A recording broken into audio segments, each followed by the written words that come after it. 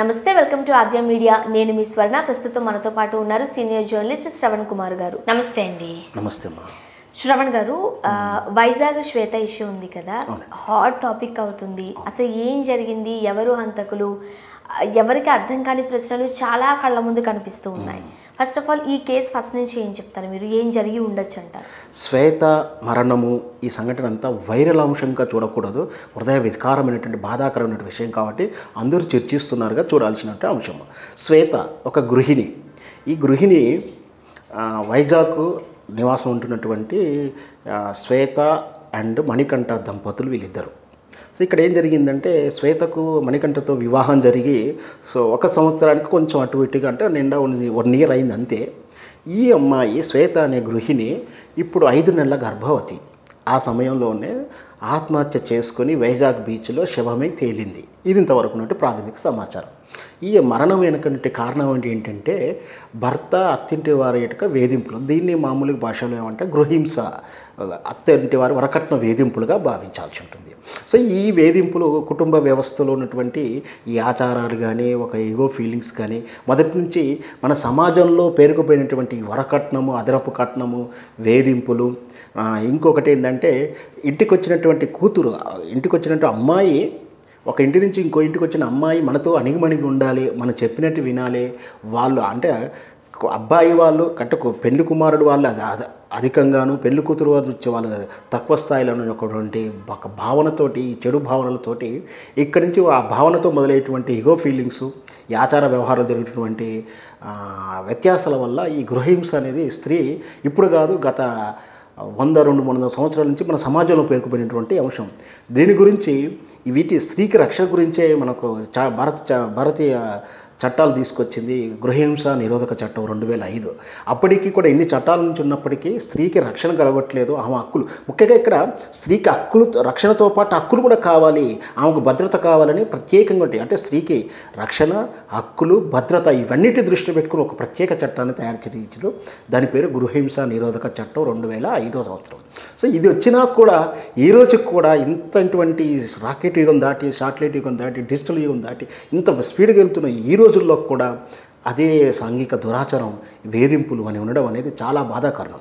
So శ్వేతకు జరిగినటువంటి సంఘటనలో ఏం జరిగిందంటే, ఇక్కడ చాలా అనుమానాలకు తావిస్తున్నట్టు మార్గాలు. అంటే ఇక్కడ ఏంటంటే, మొదటిగా ఇది ఆత్మహత్యగానే అనిపిస్తున్నప్పటికీ ఈ ఆత్మహత్య చేసుకోవడానికి కారణమైనటువంటి బలమైన కారణాలు వ్యక్తుల దృష్ట్యా, జరిగిన సంఘటన దృష్ట్యా చూస్తే ఆత్మహత్య ప్రేరేపణ చేయడం జరిగింది కాబట్టి దీన్ని హత్యగానే భావించాలనే నా ఉద్దేశం. అంటే ఇక్కడ ఏంది, శ్వేతని హత్య చేశారు అని చెప్పవచ్చు. అంటే ఆత్మహత్యకు ప్రేరేపించడం కూడా హత్యతో సమానమైన శిక్షలు. ఆత్మహత్య చేసుకునేలాగా ప్రవర్తన ఉంది, లేకపోతే వాళ్ళు అట్లా ఆమెను శోధించారు అని అనుకోవచ్చు. అది అనుకోవచ్చు ఖచ్చితంగా. ఇక్కడైతే శ్వేత తాను డిప్రెషన్లో ఉంది, తాను ఒక ఇండివిజువాలిటీ గురించి కానీ, ఒక మంచి పీస్ఫుల్ లైఫ్ గురించి కానీ, లేదా సంతోషంగా కానీ, భవిష్యత్తు గురించి మంచి కలలుగంతూ దానికోసం పరితపిస్తున్న ప్రార్థతోటి చాలా ప్రయత్నాలు చేస్తున్నప్పటికీ, ఆమె డిప్రెషన్లో ఉన్నప్పటికీ ఆమె మార్గంలో ఆలోచించకుండా ఆమెను ఒంటరి చేసి, ఆమె భవిష్యత్తు మీద భద్రత లేకుండా భయాందోళన గురి చేసి, అంటే తాను ఒక 5 నెలల్లో గర్భవతి అంటే ఇంకా అంటే 2-3 నెలల్లో ఒక కొత్త జీవికి ప్రాణం పోస్తుంది. భవిష్యత్తు చాలా ఉంది అమ్మాయికి. ఈ తను కూడా అంటే పెళ్లికి ముందు తను బాగా చదువుకోవాలని, ఉన్నత చదువులు చదువుకోవాలని, IAS IPS లాంటి ఉన్నత చదువులు చదువుకొని వెళ్ళాలని చాలా కోరిక. ఇక్కడ ఇప్పుడు చెప్తున్న విషయం ప్రకారం ఏంటంటే, పెళ్ళైన తర్వాత కూడా చదువుకోవచ్చు అని ఒక మాట ఇచ్చారని కూడా చెప్తున్నారు. సహజంగా జనరల్గా మనం చెప్పేది ఏంటంటే, స్త్రీ మోసపోయేటువంటి అత్యధికమైనటువంటి విధానంలో ఏంటంటే పెళ్ళైన తర్వాత చదువుకోవచ్చు అనుకున్నాను. ఇక్కడ కూడా ఈమెకి ఇదే పొరపాటు జరిగింది. సో అయినా కూడా చదువులేకపోతున్నాను అన్న విషయాన్ని ఆమె ఎక్కువగా తీసుకోలేదు. ఎందుకంటే ఆమె దాని గురించి ఆరాటపడలేదు. ఎంతసేపు తన వ్యక్తిత్వం గురించి కానీ, ఆమె భవిష్యత్తు గురించి కానీ, లేదా ఆమె అటువంటి స్త్రీకి అయినా సరే, ఒక గృహిణికైనా సరే, ఒక స్త్రీకైనా సరే ఒక వ్యక్తిత్వం ఉంటుంది, అభిప్రాయాలు ఉంటుంది, తాము గౌరవాన్ని కోరుకుంటారు. ఈ గౌరవం కానీ, వ్యక్తిత్వాన్ని కానీ అత్తవారింట్లో దొరకలేదని మనం భావించవచ్చు. దీనికి తోడు భర్త వేధింపులు, నాన్ కోఆపరేషన్. సో వీటికి కాకుండా ఇంకొకటి కొత్తగా వినిపిస్తున్నటువంటిది ఏంటంటే, ఇక్కడ వేధింపులతో పాటు అత్తవారు, మామగారు వేధింపులు కూడా ఉన్నాయని కూడా దీంతో చూసుకున్నాం. కొత్తగా వినిపించేటువంటి శ్వేత ఆడపడుచు భర్త అంటే స్వయాన అన్నవరస అవుతాడు, అతను కూడా లైంగికంగా వేధించాడని కొత్త కోణం తెలుస్తుంది.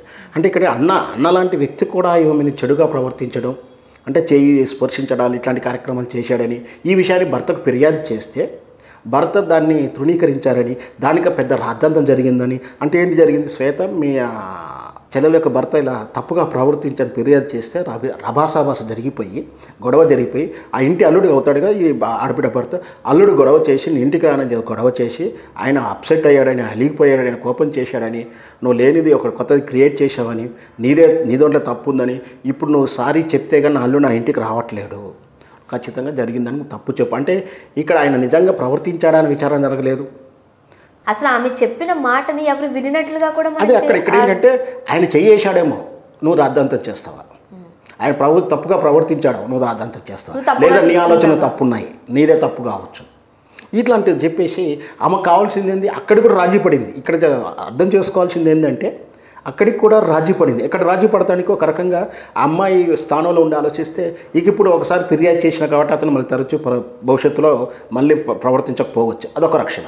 రెండవది ఏంటి, ఇకనైనా సారీ చెప్పితే ఈ విధంగానే రేపటి నుంచి నా మంచి భవిష్యత్తు, హ్యాపీ లైఫ్, సమస్యలు ఒడిచిపోతాయి, ఇంకా కలిసిపోతాను, కలిసి నడిచిపోతాం, దాంతో రాజీపడి ఒక స్త్రీ తన మానానికే మనసుకు గాయపరుస్తూ మానానికి అభిప్రాయానికి దెబ్బతీసినా కూడా సారీ చెప్పిందట. అయినా కూడా వాళ్ళు క్షమించలేదు. సో తరచు ఆ తర్వాత కూడా జరుగుతూనే ఉన్నాయి. చాలా ప్రయత్నం తర్వాత ఒక స్త్రీకి ఒక వ్యక్తి తన మీద చేయి వేసినప్పుడు ఆ స్పర్శతోనే తెలిసిపోతుంది అతడు మంచి ఉద్దేశంతో వేసాడో చెడు ఉద్దేశంతో వేసాడా.